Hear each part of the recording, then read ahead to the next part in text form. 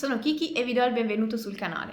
Nel video di oggi proviamo insieme il Chrome Metal che Green Stuff World mi ha gentilmente inviato da provare. Si tratta di una pittura a base alcol che promette di creare un effetto cromato in modo molto semplice. Sarà effettivamente così? Scopriamolo! Ed ecco quindi il prodotto che andremo a provare oggi. Come vedete è nel classico formato da 17 mm di molti altri prodotti Green Stuff World.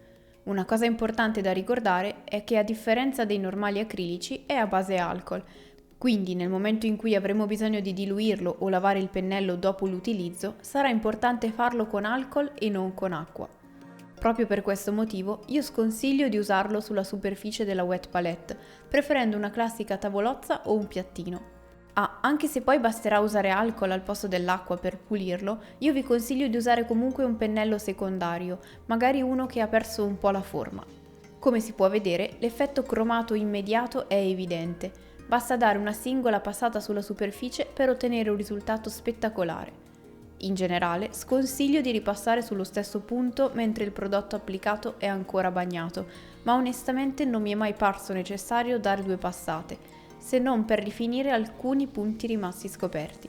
Le proprietà riflettenti di questo pigmento sono evidenti anche su superfici piatte come le piastre della basetta. Una volta asciutto è davvero fantastico.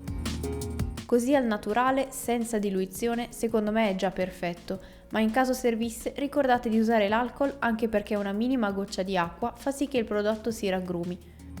Ma adesso che abbiamo visto la resa e rifinito un paio di dettagli, facciamo un paio di esperimenti per capire come potremmo integrarlo nella pittura. Ho deciso quindi di provare a stemperare e invecchiare alcuni punti con lo shade nero. Come segnalato sulla confezione, le lavature fanno perdere lucentezza al prodotto, così come il protettivo finale, ma proprio per questo credo che sia interessante provare a creare delle disomogeneità per rendere alcune sezioni più invecchiate. Sulla basetta e sulle gambe, una volta asciutto, si crea a mio parere una patina davvero interessante, quella tipica dei metalli opacizzati. Passiamo ora ad un altro piccolo esperimento. Vi ricordate quando tempo fa abbiamo visto i Pure Metal Pigments in polvere? Se non l'avete visto, vi lascio il video qui e in descrizione. Sulla confezione del Chrome segnalano che si possono mischiare, quindi ho voluto provare a usare il pigmento Copper per cambiare il colore di questo cromato e vedere se potevamo ottenere cromature colorate. Ho quindi unito Chrome Metal, un po' di pigmento e ho mischiato, per molto tempo, prima che i due elementi si unissero al meglio.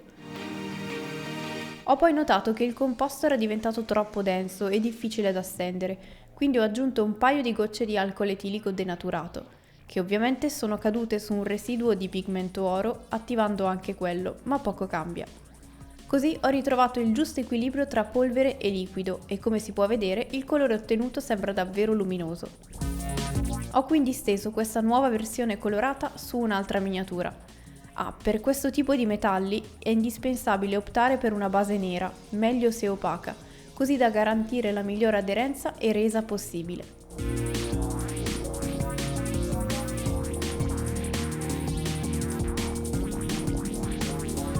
Se lo guardiamo in confronto con il modello precedente, interamente cromato, notiamo subito quanto l'aggiunta del pigmento in polvere color rame gli abbia fatto perdere parte delle proprietà riflettenti e di come i riflessi, seppur ancora evidenti, siano più morbidi. Se invece lo guardiamo in confronto alla miniatura che avevamo usato nello scorso video, vediamo come lo stesso pigmento Copper abbia perso saturazione unendolo ad un prodotto argentato come il Chrome, ma come abbia guadagnato in luminosità e riflessi. Usati insieme sembrano quindi un buon mezzo per ottenere nuove tonalità di metallo. In ultimo, ho deciso finalmente di provare un prodotto che avevo acquistato tempo fa ma che non avevo ancora avuto l'occasione di provare. Questo agente ossidante dovrebbe agire sui prodotti che contengono metallo e quindi perfetto per i Pure Metal Pigments. Ho quindi deciso di provarlo su questo miscuglio di cromato e metallizzato per vedere se avrebbe ossidato realmente la superficie. E dopo aver constatato che sembra effettivamente di non stendere niente e che non si nota nulla fino a completa asciugatura, ecco il risultato finale. Devo dire che mi piace parecchio e che si presta bene all'invecchiamento di alcuni oggetti o parti specifiche delle miniature. D'altronde, come il cromato che crea una bellissima superficie a specchio, anche questo agente ossidante è da relegare ad alcuni utilizzi specifici, ma entrambi fanno perfettamente quello che promettono. E con questo si conclude anche il video di oggi. Come sempre spero che vi possa essere utile come spunto e fatemi sapere qui sotto nei commenti se lo proverete.